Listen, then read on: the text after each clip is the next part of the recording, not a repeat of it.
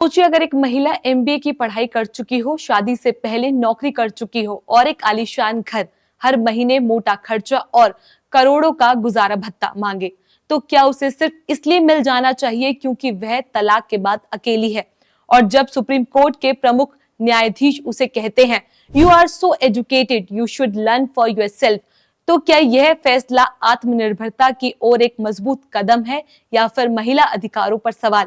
Supreme court में तलाक के बाद एलिमनी यानी गुजारा भत्ता का एक मामला सुनवाई में था।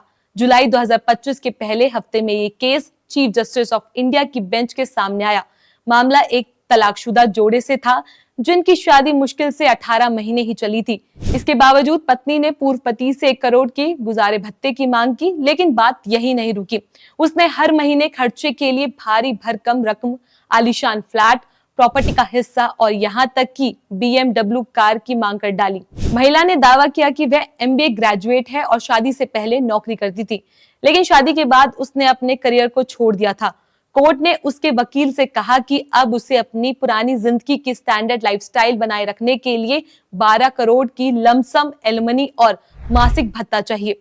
महिला चाहती थी कि पति की प्रॉपर्टी में भी उसका हिस्सा मिले। सुनवाई कर रहे सुप्रीम कोर्ट की बेंच ने जब ये सुना तो सीजीआई ने महिला से सीधा सवाल किया, आप क्या करती है? जवाब मिला, MBA किया है, शादी से पहले नौकरी भी की थी, लेकिन अब पूर्व पति द्वारा की गई पुरानी FIR की वजह से नौकरी नहीं मिल रही। इस पर सीजीआई ने साफ शब्दों में कहा, you are so educated, you should earn for yourself, यानी आप पढ़ी लिखी हैं, अपने लिए खुद कमा सकती हैं। कोर्ट ने महिला की मांग को अनरीजनेबल और इलॉजिकल करार दिया। उनका कहना था कि सिर्फ 18 महीने की शादी के आधार पर कोई व्यक्ति इतना बड़ा दावा नहीं कर सकता, खासकर जब खुद आत्मनिर्भर बनने की योग्यता रखता है।